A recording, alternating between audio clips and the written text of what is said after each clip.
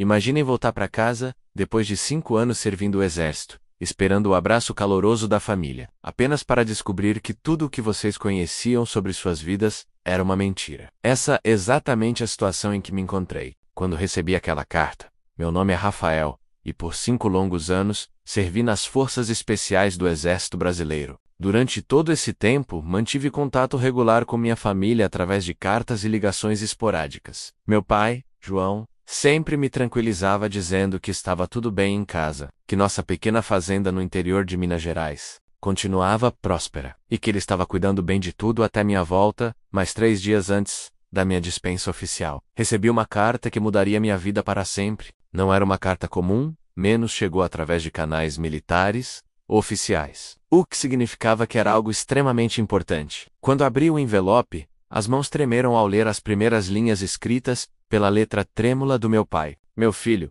preciso te contar algo que deveria ter te dito há muito tempo. Quando você chegar em casa, nossa vida não será mais a mesma. Há coisas sobre nossa família, sobre mim, sobre seu avô, que você precisa saber, mas não posso colocar. Isso no papo é perigoso demais. A carta continuava com instruções específicas sobre onde nos encontraríamos assim que eu chegasse. Longe do casa, longe de olhos curiosos. Ele mencionava algo sobre eles ainda estarem procurando, sobre uma dívida que precisava ser paga, e sobre um segredo que nossa família guardava há décadas. Se você tá gostando dessa história e quer saber como ela termina, say no canal e ative o sininho para não perder nenhum detalhe desta jornada incrível. Passei os 3 dias seguintes tentando entender o que aquelas palavras significavam.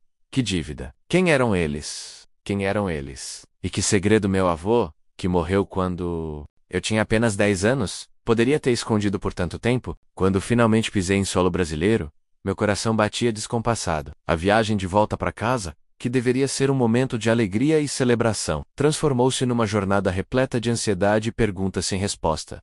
Mas nada, absolutamente, poderia ter me preparado para o que descobri quando finalmente encontrei meu pai, naquele pequeno café na estrada, a 50 quilômetros da nossa cidade. O homem que estava sentado à minha frente não era mais o pai forte e confiante que eu lembrava. Seus olhos estavam fundos, suas mãos tremiam, e quando ele começou a falar, as primeiras palavras que saíram de sua boca foram: Rafael, meu filho, eu arruinei tudo. Essas foram as primeiras palavras que meu pai disse quando me viu entrar naquele pequeno café na beira da estrada. 5 longos anos desde que nos víramos pela última vez. E essa era a recepção que eu recebia. Não um abraço, não um sorriso, mas uma confissão que gelou meu sangue. Sentei-me à mesa de frente para ele, observando como os anos haviam sido cruéis. O homem forte que me criou, que me ensinou a pescar, a trabalhar na terra, a ser um homem de verdade, estava irreconhecível. Seus cabelos, antes apenas grisalhos nas têmporas, agora eram completamente brancos. Suas mãos, que um dia foram firmes como rocha, tremiam enquanto seguravam a xícara de café. Pai, do que você está falando? Perguntei, tentando manter a voz calma, mas por dentro senti um turbilhão de emoções. A ansiedade dos últimos 3 dias finalmente encontraria suas respostas. Ele olhou ao redor nervosamente, como se esperasse que alguém estivesse nos observando. O café estava quase vazio, menos apenas uma família com crianças pequenas, numa mesa distante, e o dono limpando o balcão. Mesmo assim, meu pai baixou a voz até quase um sussurro. A fazenda, Rafael, nossa casa, tudo está perdido. Suas palavras saíram entrecortadas, como se cada sílaba causasse dor física. Eu hipotequei tudo, a casa onde você nasceu, a terra, que pertence à nossa família há 3 gerações, os equipamentos, o gado, tudo. Senti como se tivesse levado um soco no estômago. A fazenda era mais que nossa casa, menos era nossa identidade, nossa história, nosso legado. Meu bisavô havia comprado aquelas terras em 1920. Meu avô as expandiu. E meu pai sempre disse que um dia elas seriam minhas. Como assim hipotecou tudo? Por quê? Minha avó saiu mais alta que pretendia, fazendo com que a família na mesa distante olhasse em nossa direção. Meu pai fez um gesto para que eu baixasse o tom. Sua mãe, Rafael, quando ela ficou doente quando descobrimos o câncer, sua voz falhou, e vi lágrimas se formarem em seus olhos. Os médicos disseram que havia um tratamento experimental nos Estados Unidos. Era caro, muito caro, mas era a única chance dela. Minha mãe havia morrido há 4 anos, durante meu 2º ano de serviço. Eu consegui uma licença para o funeral, mas na época, meu pai me disse que ela havia lutado bravamente contra a doença, que haviam tentado todos os tratamentos possíveis. Nunca mencionou nada sobre tratamentos no exterior ou dívidas. Você nunca me contou isso, murmurei, sentindo uma mistura de raiva e confusão. Como poderia? Você estava servindo seu país, cumprindo seu dever. Não queria que se preocupasse. Não queria que abandonasse tudo para voltar para casa. Ele limpou os olhos com as costas da mão. Pensei que conseguiria resolver tudo sozinho. Pensei que teria tempo. Quanto? Perguntei, temendo a resposta. 2,5 milhões de reais. O mundo pareceu parar. 2,5 milhões. Era uma quantia astronômica impossível de ser paga com a renda de uma pequena fazenda. Mesmo vendendo tudo o que tínhamos, não chegaria nem perto desse valor. Pai, isso é impagável. Como você conseguiu esse dinheiro? Foi então que ele me olhou nos olhos pela primeira vez, desde que cheguei. E o que vi ali me assustou. Não, era apenas tristeza ou desespero. Era medo. Medo puro e genuíno. Não foi com banco, Rafael. Não foi com nenhuma instituição financeira legal. Sua voz ficou ainda mais baixa.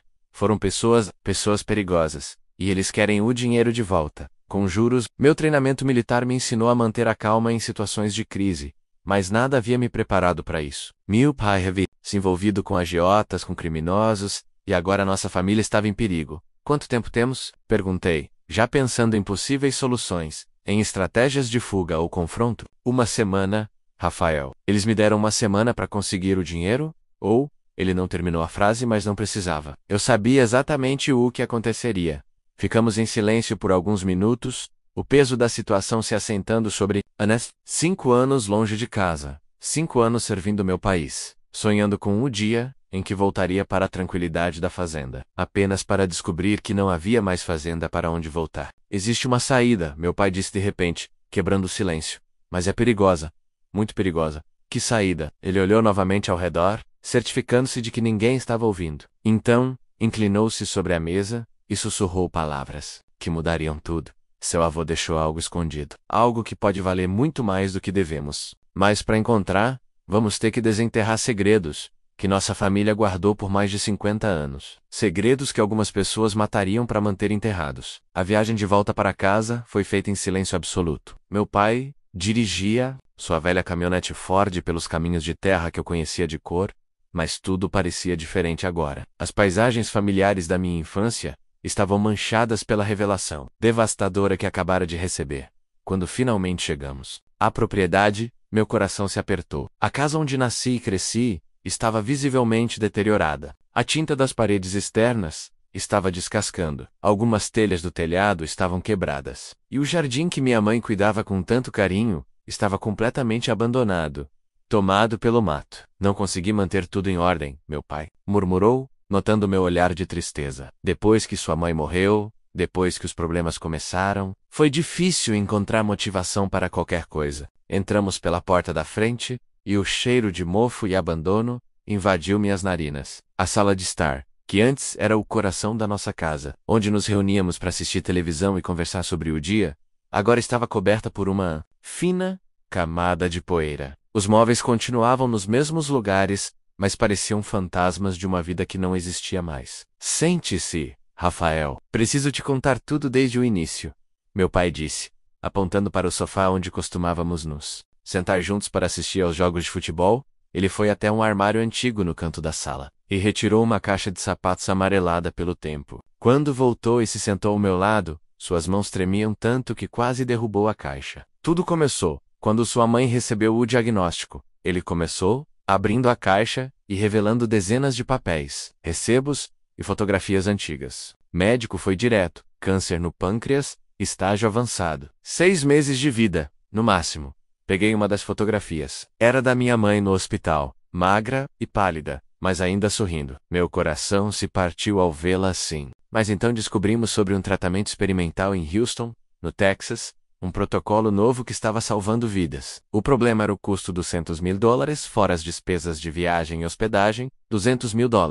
Murmura, fazendo os cálculos. Isso daria quase R$1 milhão na época. Exato. Vendemos o gado, vendemos os equipamentos agrícolas, hipotequei parte da terra no banco, conseguimos metade do valor necessário. Ele mostrou-me uma pilha de recibos e contratos bancários, mas não era suficiente. E foi aí que Você procurou os agiotas? Meu pai assentiu, a vergonha estampada em seu rosto. Conheci um homem chamado Marcelo Santos numa feira de gado, em Uberlândia. Ele disse que conhecia pessoas que poderiam me emprestar o dinheiro rapidamente, sem burocracia. Disse que era um investidor, que ajudava famílias em situações desesperadoras. Pai, você sabia que era perigoso? Claro que sabia. Ele explodiu, levantando-se do sofá e caminhando nervosamente pela sala. Mas sua mãe estava morrendo. Rafael, ela era tudo para mim, tudo para nós. Eu faria qualquer coisa, pagaria qualquer preço para salvá-la. Entendi a dor dele, mas também senti raiva. Raiva por ele ter tomado essa decisão sozinho,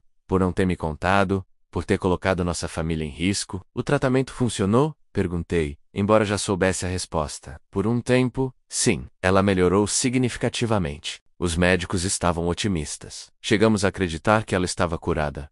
Suas lágrimas começaram a cair livremente agora, mas o câncer voltou, mais agressivo que antes. Ela morreu 6 meses depois de voltarmos dos Estados Unidos. Ursula tomou conta da sala. Eu processava todas essas informações, tentando entender como nossa vida havia se desmoronado tão completamente, sem que eu soubesse de nada. E a dívida? A dívida.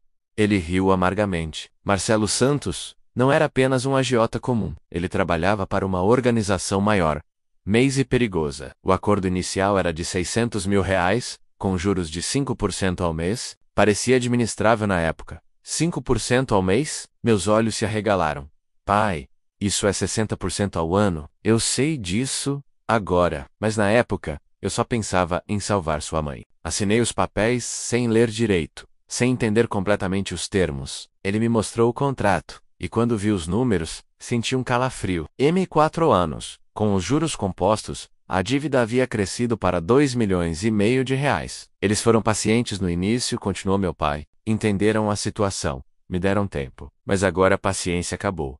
Marcelo veio aqui na semana passada, com 2 homens. Disse que ou eu pago tudo em uma semana, ou eles tomam a propriedade, e ainda assim, vou continuar devendo. Eles ameaçaram você? Não diretamente, mas a mensagem foi clara. Marcelo disse que conhece pessoas que fazem pessoas desaparecerem por muito menos dinheiro. Levantei-me e comecei a andar pela sala, minha mente militar trabalhando em overdrive, analisando a situação, procurando saídas, mas por todos os lados que olhava, só via beco sem saída. Você mencionou algo sobre o vovô ter deixado algo escondido. Meu pai voltou à caixa de sapatos e retirou uma carta antiga, amarelada pelo tempo. A letra era do meu avô. Eu reconhecia sua caligrafia peculiar. Encontrei isso entre os papéis da sua mãe depois que ela morreu. Apparentment, Sue Eva Duxu. Isso para ela antes de morrer, com instruções para só abrir em caso de extrema necessidade. Peguei a carta e li em voz alta.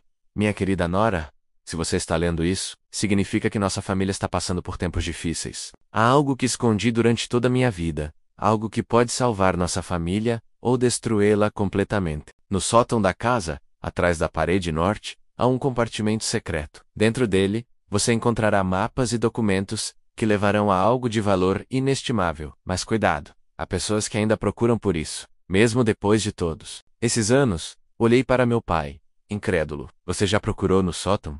Tentei, mas não consegui encontrar nada. A parede norte parece sólida, sem nenhum compartimento secreto. Vamos subir e dar uma olhada, disse, já me dirigindo para a escada.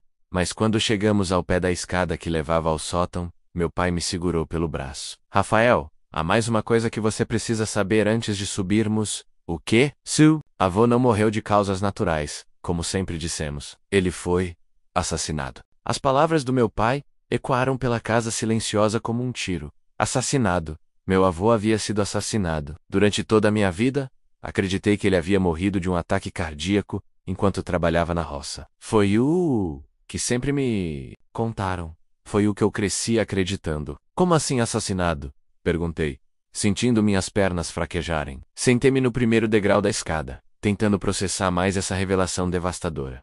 Meu pai se sentou ao meu lado, o peso dos segredos claramente esmagando seus ombros. Eu tinha apenas 22 anos quando aconteceu. Sua mãe estava grávida de você. Seu avô me fez prometer que nunca contaria a verdade, que protegeria você dessa história. Que história, pai? Do que você está falando? Elsa, profundamente. como se estivesse se preparando para revelar o segredo mais pesado de sua vida. Seu avô, Antônio Silva, não era apenas um fazendeiro comum. Durante a Segunda Guerra Mundial, ele esteve envolvido em atividades que mudaram o curso de sua vida para sempre. Minha mente estava girando. Meu avô havia nascido em 1920, o que significava que ele tinha 20 anos quando a guerra começou. Mas o Brasil havia entrado na guerra ao lado dos aliados. E pelo que eu sabia da história da família, meu avô havia ficado trabalhando na fazenda durante todo o conflito. Ele lutou na guerra? Não exatamente lutou, meu pai disse, escolhendo suas palavras cuidadosamente. Mas ele estava envolvido em operações,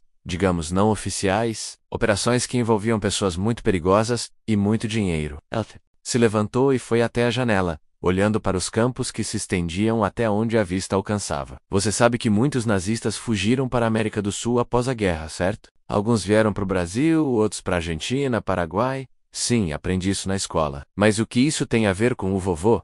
Seu avô não ajudava nazistas a fugir, Rafael. Ele fazia exatamente o oposto. Meu pai se virou para me encarar. Los cacava. Senti como se o chão tivesse desaparecido debaixo dos meus pés. Caçava nazistas? Havia uma rede secreta, operando entre Brasil, Argentina e Paraguai. Pessoas que haviam perdido famílias no Holocausto, e soldados, aliados, até mesmo alguns agentes governamentais não oficiais. Eles rastreavam criminosos de guerra nazistas que haviam escapado da justiça e, digamos que garantiam que eles pagassem por seus crimes. E o vovô fazia parte dessa rede? Não apenas fazia parte. Ele era um dos líderes na região sudeste do Brasil.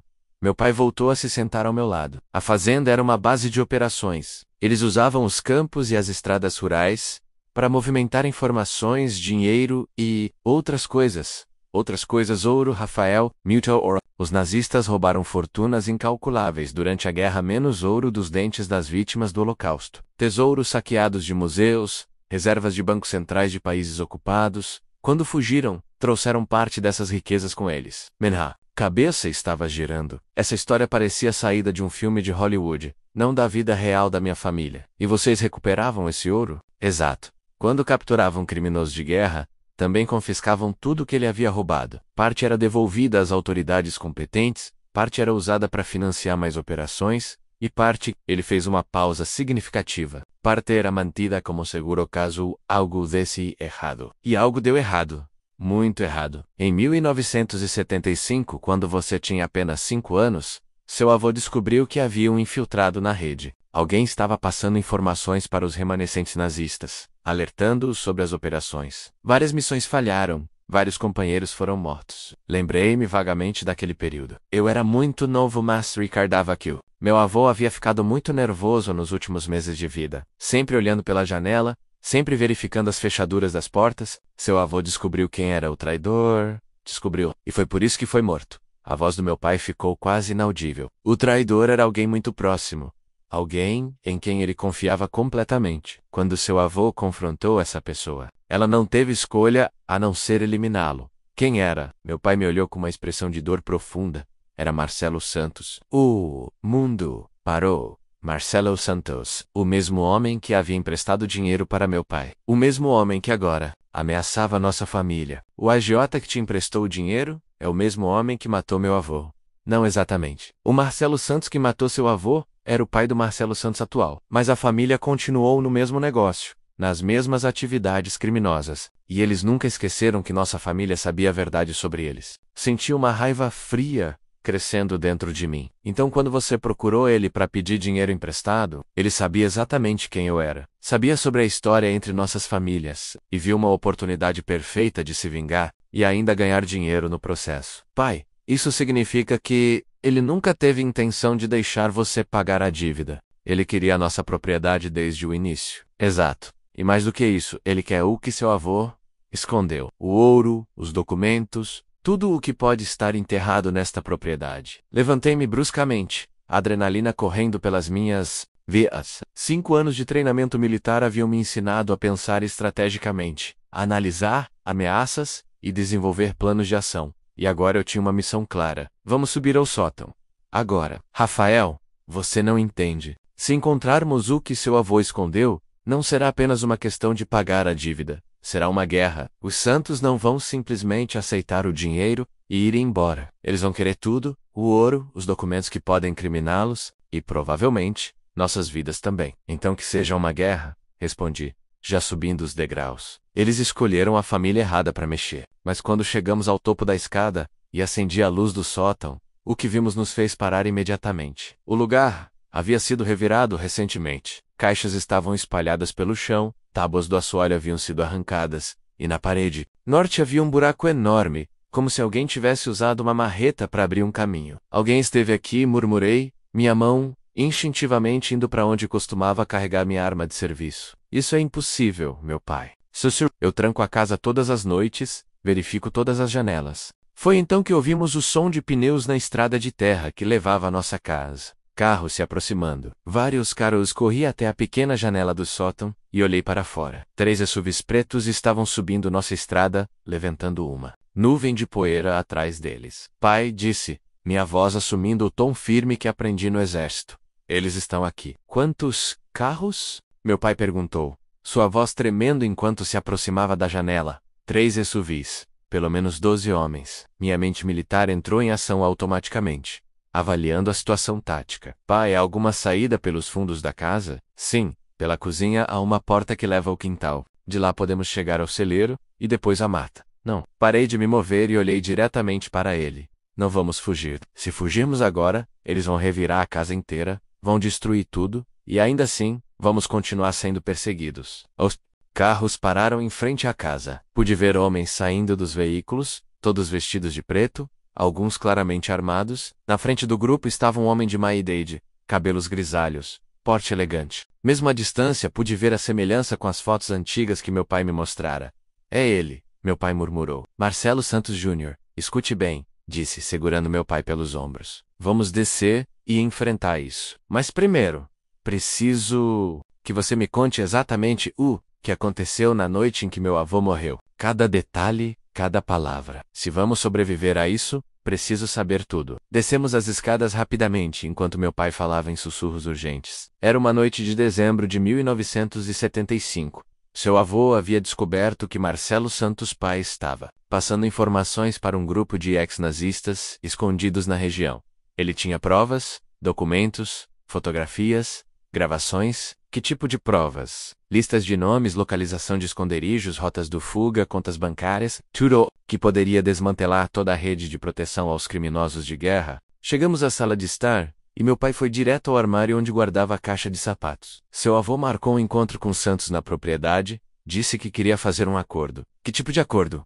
Ele ofereceu uma troca. As provas contra Santos em troca de informações sobre onde estavam escondidos os últimos grandes tesouros nazistas na região. Seu avô sabia que Santos tinha essa informação. Batidas fortes na porta da frente interromperam nossa conversa. Não eram batidas de alguém pedindo permissão para entrar, eram batidas de alguém anunciando sua chegada. Abra a porta, João. A voz de Marcelo Santos ecoou pela casa. Sabemos que você está aí dentro. E sabemos que seu filho chegou hoje. Olhei para meu pai e fiz um gesto para que ficasse calmo. 5 anos de operações especiais me haviam ensinado que a informação era poder.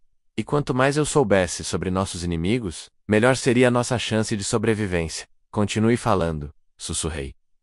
Que aconteceu no encontro? Santos veio com 2 homens armados. Seu avô estava sozinho. Ele sempre foi corajoso demais, para seu próprio bem. Meu pai tirou da caixa uma fotografia antiga em preto e branco. Mas ele não era idiota. Havia escondido cópias de todas as provas em vários lugares, incluindo aqui na fazenda. João, a voz lá fora ficou mais impaciente. Não me faça derrubar essa porta. E o que deu errado? Perguntei, ignorando as ameaças. Santos não queria fazer nenhum acordo. Ele queria matar seu avô e pegar as provas. Mas seu avô havia preparado uma armadilha. Meu pai me mostrou a fotografia era de um grupo de homens em uniformes militares. E reconheci meu avô no centro. Ele havia chamado reforços. Quando Santos e seus homens chegaram, foram cercados por ex-soldados aliados, que ainda faziam parte da rede. Então como meu avô morreu? Santos tinha um as na manga. Ele havia sequestrado sua avó mais cedo naquele dia. Disse que se seu avô não entregasse todas as provas e revelasse todos os esconderijos, ele mataria ela na frente dele. Senti um aperto no peito. Minha avó havia morrido quando eu tinha apenas 3 anos. Sempre me disseram que foi de pneumonia. Seu avô não teve escolha. Entregou tudo o que Santos pediu. Mas Santos o matou mesmo assim. e matou sua avó também. As batidas na porta pararam. Um silêncio ominoso tomou conta da casa. Pai, onde exatamente seu avô escondeu as cópias das provas? Ele disse que havia 3 esconderijos. Um no sótão, que aparentemente já foi encontrado, outro no celeiro, e o terceiro. Ele fez uma pausa, olhando pela janela. O terceiro, ele nunca me disse onde era. Disse apenas que se algo acontecesse com ele, eu deveria procurar onde o sol nasce sobre as águas que não correm. O que isso significa? Nunca consegui descobrir. Passei anos tentando decifrar essa frase. O som de vidro quebrando veio da cozinha. Eles haviam decidido não esperar mais nossa cooperação. Senhor Silva, uma voz diferente gritou da cozinha. Sou Marcelo Santos. Vim aqui para resolver nossos negócios de forma civilizada, mas se preferirem fazer isso do jeito difícil, estou preparado para isso também. Olhei ao redor da sala, procurando qualquer coisa que pudesse usar como arma. Meu pai, percebendo minha intenção, foi até outro armário e retirou uma espingarda de caça. Você sabe usar isso? Perguntei. Aprendi quando era jovem. Seu avô me ensinou. Passos pesados ecoaram pelo corredor que levava da cozinha à sala. Eram pelo menos 3 homens, se movendo com cuidado, mas sem tentar esconder sua presença. Última chance, João. Marcelo gritou. Saiam da sala com as mãos para cima, ou meus homens vão entrar atirando. Foi então que tive uma ideia. Uma ideia perigosa, mas que poderia nos dar a vantagem que precisávamos. Pai, sussurrei. Quando eu disser agora, você atira para o alto e grita que se rendeu. Entendeu, Rafael, o que você está planejando? Confiança, apenas confie em mim. Respirei fundo, lembrando-me de todas as operações de resgate que havia participado no exército. Timing era tudo. Marcelo! Gritei em direção ao corredor. Sou Rafael Silva Filho do Joa. Acabei de voltar do serviço militar. Quero fazer um acordo. Que tipo de acordo? A voz de Marcelo ficou interessada. Sei onde meu avô escondeu o que você está procurando, mas quero garantias de que meu pai não será machucado. Houve uma pausa, seguida de sussurros no corredor. Calma. Sei que você não está mentindo? Por quê? Gritei de volta. Eu sei o que significa onde o sol nasce sobre as águas que não correm, e você não. Outro silêncio. Mais sussurros. Muito bem, Rafael. Vocês têm 5 minutos para sair da sala. Sem armas. Mãos visíveis. Vamos conversar como pessoas civilizadas. Olhei para meu pai e sussurrei. Agora, ele disparou a espingarda para o teto, fazendo um barulho ensurdecedor e gritou. Não atirem! Estamos nos rendendo. No exato momento em que o som do tiro ecoou pela casa, eu me movi. 5 anos de treinamento em combate urbano me haviam ensinado que o elemento surpresa era a arma mais poderosa de todas. Corri pelo corredor em direção aos invasores, usando o barulho e a confusão para mascarar meus movimentos. O primeiro homem que vi estava olhando para o teto, tentando entender de onde havia vindo o tiro.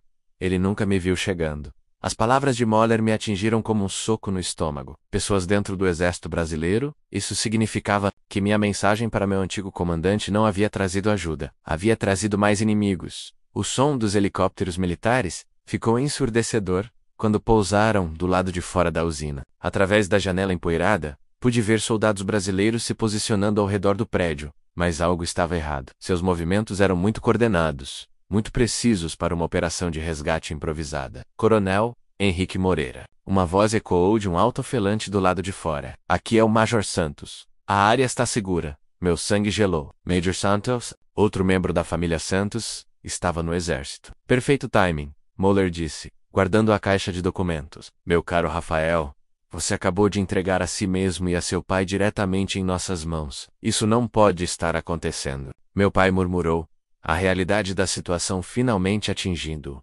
O exército brasileiro não pode estar envolvido nisso. Mas está.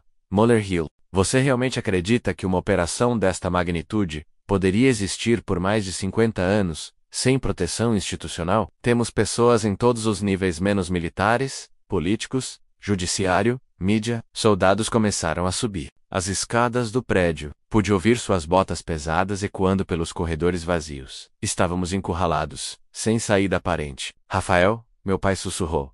Há uma coisa que ainda não te contei sobre este lugar. O quê? Sueva não escolheu esta usina apenas como esconderijo. Ele a escolheu porque há túneis de manutenção que levam diretamente à barragem. E da barragem, há um caminho que leva ao rio. Olhei pela janela e vi a antiga barragem de concreto. Estava parcialmente destruída, com água vazando por várias rachaduras, mas ainda era uma estrutura imponente.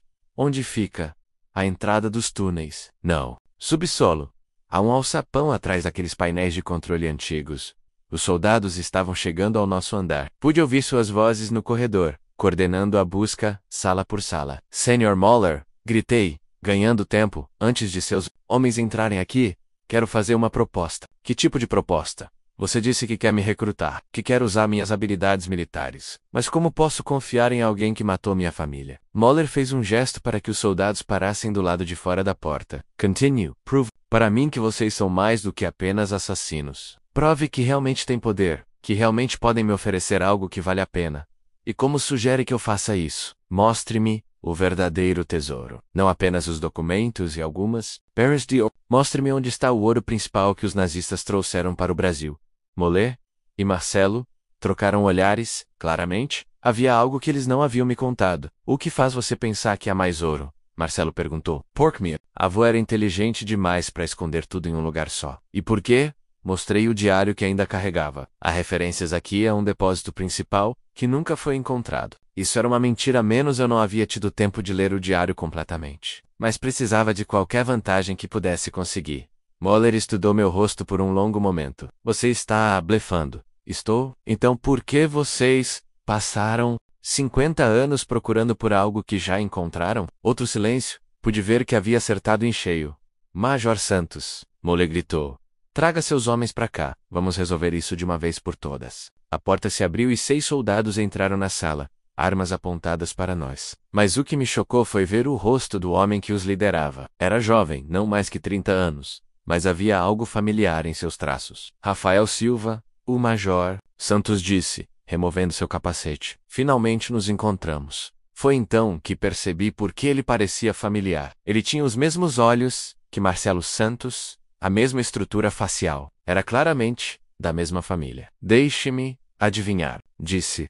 Outro Santos, meu filho, Marcelo disse com orgulho. Formado pela Academia Militar das Agulhas Negras, especialista em operações especiais, assim como você. A diferença, o Major Santos acrescentou, é que eu sirvo aos verdadeiros interesses do Brasil, não às fantasias idealistas de veteranos. Ingênuos. Que verdadeiros interesses? Ordem, estabilidade, progresso econômico. Ele caminhou ao redor da sala enquanto falava. Você realmente acredita que o Brasil chegou onde está por acaso? Que nossa economia cresceu? Que nossa infraestrutura se desenvolveu? Que nos tornamos uma potência regional, sem ajuda externa? De nazistas fugitivos? A ajuda de pessoas com recursos, conhecimento e visão de futuro. Pessoas que entenderam que o mundo pescara precisava de nova liderança. Moller assentiu aprovadoramente.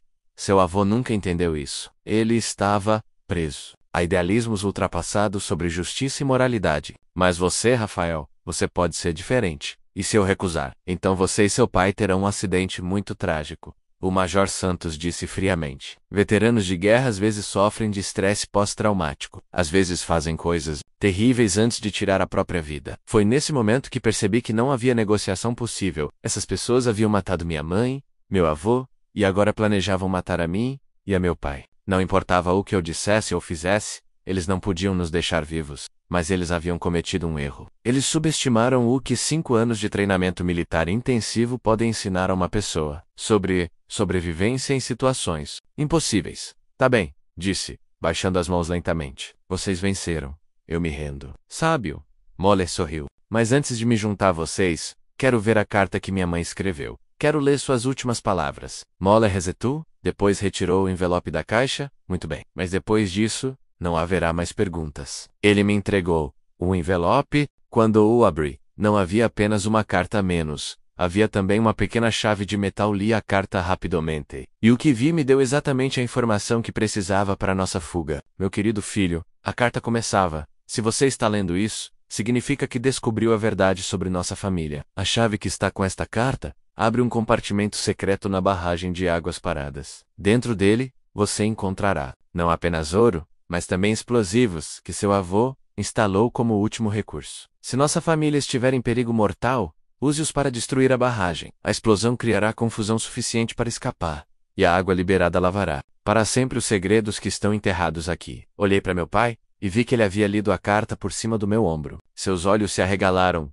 quando compreendeu o que isso significava. Interessante, disse em voz alta, dobrando a carta. Minha mãe realmente sabia como planejar o futuro.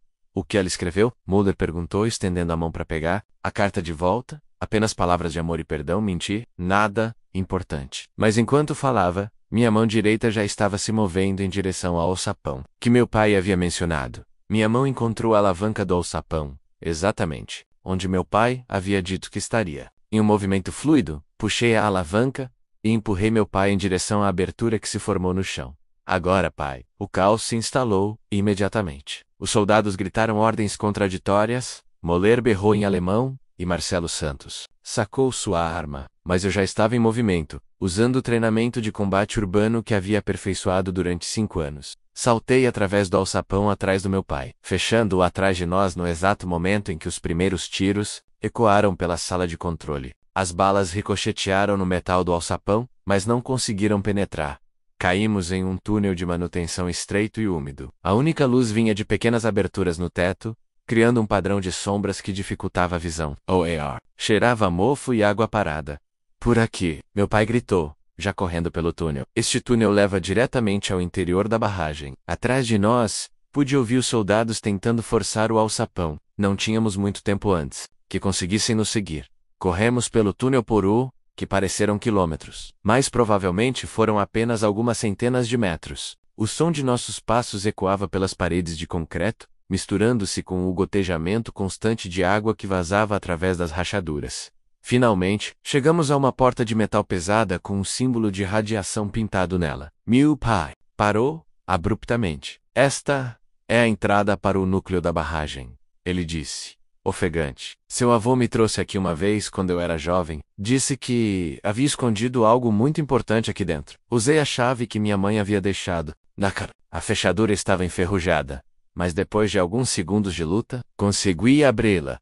O que encontramos do outro lado da porta me deixou sem palavras. Era uma câmara circular enorme, claramente construída para abrigar equipamentos da usina hidroelétrica, mas agora estava cheia de algo completamente diferente. Pilhas e pilhas de barras de ouro estavam organizadas em fileiras precisas, como se fossem um depósito bancário. Havia também caixas de madeira marcadas com símbolos nazistas, documentos em arquivos de metal, e algo que me fez o sangue gelar, uniformes militares alemães da Segunda Guerra Mundial, perfeitamente preservados. Meu Deus! Meu pai murmurou. Quanto ouro é esse? Fiz um cálculo rápido. Havia pelo menos 200 barras de ouro visíveis, cada uma pesando provavelmente 1 quilo. Aos preços atuais, estávamos olhando para algo em torno de 15 milhões de reais. Talvez mais. Isso é suficiente para pagar nossa dívida 10 vezes, disse. Mas então percebi algo mais importante. Pai, olhe ali. No centro da câmara havia uma mesa de metal com documentos espalhados sobre ela. Mas não eram documentos antigos. Eram papéis recentes, alguns ainda com tinta fresca. Aproximei-me da mesa e comecei a ler. O que vi me fez compreender a verdadeira extensão da conspiração que minha família havia descoberto. Operação Águia Dourada menos Plano de Infiltração Governamental 2025. Li em voz alta. Pai, isso não é apenas sobre o passado. Eles estão planejando algo para agora. Os documentos detalhavam um plano para usar o ouro nazista para financiar uma operação política massiva. Candidatos a prefeito, governadores, até mesmo presidência menos todos financiados, secretamente com dinheiro nazista. Eles querem controlar o governo brasileiro, meu pai disse, lendo por cima do meu ombro. Não apenas controlar. Eles querem transformar o Brasil em algo parecido com que a Alemanha nazista poderia ter se tornado se tivesse vencido a guerra, mas então ouvi algo que me fez parar de ler. O som de explosões distantes. Eles estavam usando explosivos para abrir caminho através das túneis. Temos que sair daqui, disse. Mas então vi algo que mudou tudo. No canto da câmara havia uma caixa de metal diferente das outras. Era menor, mais nova, e tinha meu nome escrito nela com a letra do meu avô. Abri a caixa e encontrei uma carta pessoal e um dispositivo que reconheci imediatamente, um detonador militar. Meu querido neto, a carta começava: se você está lendo isso, significa que chegou o momento de terminar o que comecei há 50 anos. O dispositivo que está com esta carta está conectado a explosivos que instalei em pontos estratégicos. Quando ativado, ele destruirá não apenas esta câmara, mas toda a estrutura da barragem. Olhei para meu pai, que havia empalidecido completamente. Seu avô queria que você destruísse tudo isso? Não tudo. Continuei lendo. Uma saída de emergência atrás da parede norte desta câmara. Ela leva a um túnel que sai a 500 metros rio abaixo. Vocês terão exatamente 3 minutos, após ativar o detonador, para chegar à saída, antes que a explosão aconteça. O som das explosões estava ficando mais próximo. Eles haviam encontrado nossa trilha. Rafael, meu pai disse, se destruirmos isso, perdemos todas as provas contra eles. Perdemos a única coisa que pode expor a conspiração, não necessariamente. Peguei meu celular e comecei a fotografar rapidamente todos os documentos que conseguia.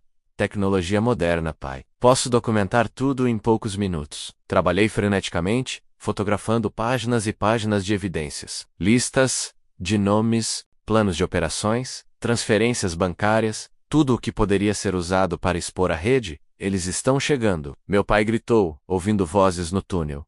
Terminei de fotografar os documentos mais importantes e encontrei a saída de emergência. Exatamente onde meu avô havia dito que estaria. Era uma passagem estreita, quase invisível atrás de uma parede falsa. Pai, entre na passagem. Agora. E você? Vou ativar o detonador e seguir você imediatamente. Mas quando peguei o detonador, vi que havia uma mensagem final do meu avô, gravada no dispositivo para meu neto Rafael. Às vezes, para proteger o futuro, precisamos destruir o passado. Mas lembre-se, a verdade sempre encontra um caminho de sobreviver. Ouvi vozes na entrada da câmara. Eles haviam chegado. Rafael Silva. A voz de Moller ecoou pela câmara. Saia de onde está escondido. Não há para onde fugir. Oh, Rei Para. O detonador em minhas mãos, depois para a passagem onde meu pai havia desaparecido, depois para toda a riqueza e evidências ao meu redor. Era hora de terminar o que meu avô havia começado 50 anos atrás. Ativei o detonador. 3 minutos, murmurei para mim mesmo, e comecei a correr em direção à passagem de emergência. Mas quando estava quase chegando à saída, ouvi algo que me fez parar, o grito desesperado do meu pai, vindo de algum lugar à frente. Eles haviam encontrado a saída de emergência antes de nós. O grito do meu pai ecoou pelo túnel de emergência, como uma lâmina cortando meu coração. 2 minutos e 40 segundos. Era o tempo que me restava antes que toda a barragem explodisse. E meu pai estava em perigo mortal. Corri pela passagem estreita, minha mente calculando rapidamente as possibilidades. Se eles haviam encontrado a saída antes de nós, significava que conheciam este lugar melhor do que imaginávamos. Moller não estava apenas seguindo pistas deixadas pelo meu avô. Ele sabia exatamente onde estava. Passagem fazia uma curva acentuada à direita, e depois se abria em uma câmara menor. Foi lá que encontrei meu pai, ajoelhado no chão com as mãos atrás da cabeça. 3 soldados o mantinham sob mira, enquanto o Major Santos examinava algo na parede. 2 minutos e 20 segundos, Rafael. A voz de Moller ecoou atrás de mim. Tempo suficiente para uma conversa final. Me virei, e vi que ele havia me seguido pela passagem, acompanhado por Marcelo Santos e mais 2 homens armados. Completamente cercados como vocês conheciam esta saída? Perguntei, ganhando tempo. Porque foi meu pai quem ajudou seu avô a construí-la. Moller sorriu friamente. Marcelo Santos pai não era apenas um traidor, Rafael. Ele era um agente duplo. Trabalhava para nós desde o início. A revelação me atingiu como um raio. Isso significa que seu avô nunca descobriu a verdadeira identidade do traidor. Ele pensou que havia desmascarado Marcelo, mas na verdade, Marcelo estava seguindo nossas ordens para se deixar ser descoberto. Meu pai levantou a cabeça, confusão e horror estampados em seu rosto. Então tudo foi uma armadilha? Desde o início, Marcelo Santos confirmou. Meu pai fingiu ser descoberto, deixou seu avô pensar que havia vencido, e depois o eliminou quando ele baixou a guarda. E agora, 50 anos depois, vocês caíram na mesma armadilha. 2 minutos, murmurei, olhando para o cronômetro mental que corria em minha cabeça. Sim, os explosivos. Moller riu. Você realmente acredita que deixaríamos dispositivos ativos em um local tão importante? Desarmamos essas bombas há décadas, meu caro. Senti meu estômago afundar. Se os explosivos não funcionavam, não havia fuga possível. Estávamos presos. Mas há algo que você ainda não entendeu, Moller continuou, aproximando-se de mim. Seu avô não era apenas um caçador de nazistas. Ele era um dos nossos. Isso é mentira, é verdade. Antônio Silva foi recrutado por nós em 1943, quando ainda era jovem. Sua missão era infiltrar-se nos grupos de resistência, identificar seus membros e nos fornecer informações. Para meu pai, procurando algum sinal de que isso não era verdade. Mas vi apenas choque e confusão em seus olhos. Então por que ele coletou evidências contra vocês? Porque nos últimos anos de vida, ele desenvolveu uma consciência inconveniente. Começou a questionar nossas operações, a documentar nossas atividades. Tornou-se um problema que precisava ser eliminado. 1 minuto e 30 segundos, disse em voz alta, mais para mim mesmo do que para eles. Rafael, pare de contar. O Major Santos disse irritado. Não há explosivos, não há fuga, não há salvação. Mas então ouvi algo que me deu esperança, menos um som distante, mas inconfundível. Helicópteros, muitos helicópteros, aproximando-se rapidamente. Parece que sua mensagem para o exército realmente trouxe ajuda, disse para Moller. Controlamos todos os canais militares relevantes. Não todos. Sorri pela primeira vez. Vocês se esqueceram de uma coisa importante, sobre veteranos das forças especiais. O quê? Nós temos contatos internacionais? A expressão de Moller mudou imediatamente. Que você fez? Antes de sair de casa, não enviei apenas uma mensagem para meu comandante brasileiro. Enviei também para meu contato na CIA, na Interpol e no Mossad. Contei a ele sobre uma célula nazista ativa no Brasil. O som dos helicópteros estava ficando ensurdecedor. Através de uma pequena abertura na parede, pude ver luzes piscando no céu noturno. Você está blefando, Marcelo Santos disse, mas sua voz traía nervosismo. Estou. Então por que há pelo menos 6 helicópteros militares cercando esta área? E por que posso ouvir vozes gritando em inglês e hebraico? Foi então que aconteceu algo que ninguém esperava. Um som ensurdecedor ecoou pela barragem. Não uma explosão, mas algo parecido com um trovão subterrâneo.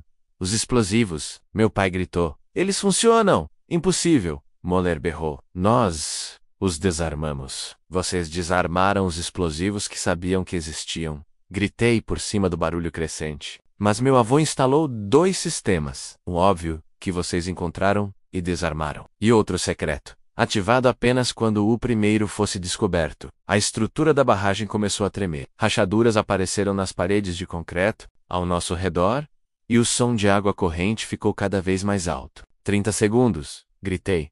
Todos para o chão, mas em vez de me jogar no chão, usei a confusão para me mover. Em um movimento fluido, desarme o soldado mais próximo e peguei sua arma. Meu pai, entendendo o que estava acontecendo, rolou para longe de seus captores. Rafael, Moller gritou, tentando sacar sua própria arma. Você vai matar todos nós. Não todos, respondi, mirando cuidadosamente. Apenas os culpados. A explosão final foi diferente de qualquer coisa que eu havia experimentado, mesmo em zona de guerra. Não foi apenas um barulho, foi como se a própria terra estivesse se partindo. A barragem inteira tremeu, rachaduras enormes se abriram nas paredes, e uma parede de água começou a se formar do lado de fora, mas no meio do caos, algo extraordinário aconteceu. A parede norte da câmara se abriu completamente, revelando não uma saída de emergência, mas uma passagem que levava diretamente para cima, menos uma rota de fuga que meu avô havia construído para levar direto à superfície.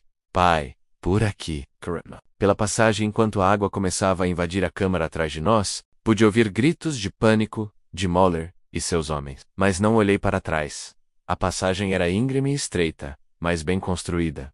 Meu avô havia planejado tudo nos mínimos detalhes. Subimos por o que pareceram centenas de degraus de pedra, com o som da água destruindo tudo atrás de nós. Quando finalmente emergimos na superfície, estávamos a quase 1 quilômetro da barragem, em uma pequena elevação coberta por vegetação densa. E esperando por nós estava algo que me fez sorrir pela primeira vez, em dias: soldados americanos, agentes da Interpol, e homens que claramente eram do Mossad israelense. Minha mensagem havia realmente chegado aos destinatários certos. Rafael Silva, um homem de uniforme americano, se aproximou. Sou o Coronel Johnson, da CIA. Recebemos sua mensagem sobre a atividade nazista no Brasil. Coronel, respondi, ainda ofegante. Vocês chegaram bem na hora. Olhamos para trás e vimos a barragem de águas paradas, desmoronando completamente. Décadas de segredos ouro nazista e evidências de conspiração estavam sendo lavados pela água liberada, mas eu tinha algo que eles não sabiam. Todas as fotografias dos documentos em meu celular.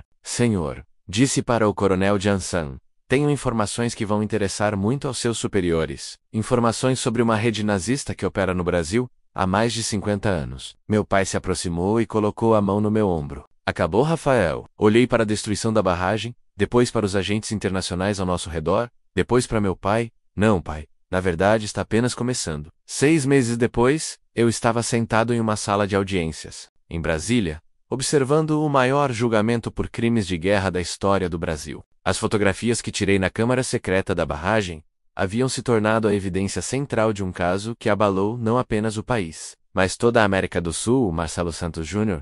foi preso tentando fugir do país. Dezenas de políticos, militares e empresários foram indiciados. A rede nazista que operou por mais de 50 anos, finalmente estava sendo desmantelada. Mas a maior surpresa ainda estava por vir. Rafael, meu pai disse aproximando-se de mim após o término da sessão do dia, algo que preciso te contar. Algo que descobri nos documentos que os investigadores recuperaram dos destroços. O que é, pai? Ele me entregou uma pasta Manila. Leia isso. Abri a pasta e encontrei documentos que mudaram tudo o que eu pensava saber sobre minha família. Eram registros médicos da minha mãe, mas não do período em que ela estava doente. Da antes do meu nascimento. Pai, o que é isso? Sua mãe não morreu apenas porque descobriu a conspiração, Rafael. Ela morreu porque descobriu algo sobre você. Meu coração começou a bater mais rápido. Sobre mim, você não é meu filho biológico. O mundo parou. 28 anos de vida, e tudo o que eu acreditava sobre minha identidade estava desmoronando. Como assim? Sua mãe estava grávida quando nos casamos, mas não de mim. O pai biológico era. Ele fez uma pausa, claramente lutando para encontrar as palavras certas. Era Heinrich Moller. Senti como se tivesse levado um soco no estômago. Isso é impossível. Sua mãe foi sequestrada por eles quando tinha 19 anos. Foi mantida em cativeiro por 3 meses. Quando conseguiu escapar, descobriu que estava grávida. Lágrimas começaram a correr pelo rosto do meu pai. Ela nunca me contou a verdade completa. Disse apenas que havia sido atacada, que não se lembrava de detalhes. Então Moller é seu pai biológico. E quando sua mãe descobriu isso através dos documentos do seu avô? Quando percebeu que o homem que havia estuprado ainda estava vivo e operando no Brasil, ela decidiu expor. Tudo. Olhei para os documentos em minhas mãos. Havia exames de DNA, relatórios médicos, até mesmo fotografias da minha mãe jovem que eu nunca havia visto. Por isso eles a mataram? Não apenas por isso. Eles a mataram porque descobriram que você existia. Meu pai se sentou ao meu lado. Rafael, você é geneticamente filho de um dos últimos comandantes nazistas vivos. Para eles, isso fazia de você tanto uma ameaça quanto uma oportunidade. Que tipo de oportunidade? Eles queriam te recrutar. Queriam usar o fato de que você era filho de Moller para legitimar suas operações. Um veterano de guerra brasileiro, herói nacional, que descobrisse suas verdadeiras origens e se juntasse à causa. Senti náusea. Por isso Moller tentou me recrutar na usina. Exato. Ele sabia quem você era desde o início. A dívida, a ameaça, a propriedade, tudo foi planejado para te trazer de volta e colocá-lo em uma posição onde você não teria escolha, a não ser se juntar a eles. Levantei-me e caminhei até a janela da sala de audiências. Lá embaixo, repórteres de todo o mundo cobriam o julgamento. A história havia se tornado internacional, e eu era considerado um herói por ter exposto a conspiração. Mas agora descobria que era filho do homem que havia orquestrado décadas de horror. Pai, disse, me virando para ele, isso muda alguma coisa entre nós? Ele se levantou e me abraçou com força. Rafael, você pode ter o DNA dele, mas você tem o coração da sua mãe e a alma do seu avô. Você escolheu lutar contra eles, mesmo quando poderia ter se juntado a eles, isso é o que importa. E Moller? O que aconteceu com ele? Morreu na explosão da barragem. Mas antes de morrer, ele deixou uma confissão gravada. Admitiu tudo, os assassinatos, a conspiração, até mesmo o que fez com sua mãe. Olhei novamente para os documentos. Havia uma última página que eu não havia lido, uma carta da minha mãe, escrita pouco antes de morrer. Meu querido Rafael, a carta dizia, se você está lendo isso, significa que descobriu a verdade sobre suas origens. Quero que saiba que não importa quem foi seu pai biológico. Você foi criado com amor, com valores corretos, com a força para escolher entre o bem e o mal. Essa escolha é sua, e sempre será. Use essa força para proteger outros, para lutar pela justiça, para ser o homem que eu sei que você pode ser. O sangue não determina quem somos menos. Nossas escolhas determinam. Dobrei a carta e a guardei no bolso. Lá fora, os repórteres continuavam cobrindo o julgamento que mudaria a história do Brasil. Mas para mim, a verdadeira batalha havia terminado. Eu havia escolhido meu lado. Havia escolhido lutar pela justiça, mesmo descobrindo que carregava o DNA do mal. Havia escolhido honrar a memória da mulher que me criou e do homem que me ensinou o que significava ser um homem de bem. Pai, disse, colocando meu braço ao redor de seus ombros, vamos para casa. Para casa? Vamos reconstruir a fazenda. Vamos, Rick. E vamos garantir que a história da nossa família, menos a verdadeira história nunca seja esquecida. Enquanto saíamos do tribunal, soube que minha jornada estava apenas começando. Tinha uma nova missão agora, usar minha experiência, meu conhecimento, e sim, até mesmo minha herança genética controversa, para continuar lutando contra o tipo de mal que havia destruído tantas vidas. O passado não poderia ser mudado, mas o futuro ainda estava sendo escrito, e eu seria quem seguraria a caneta.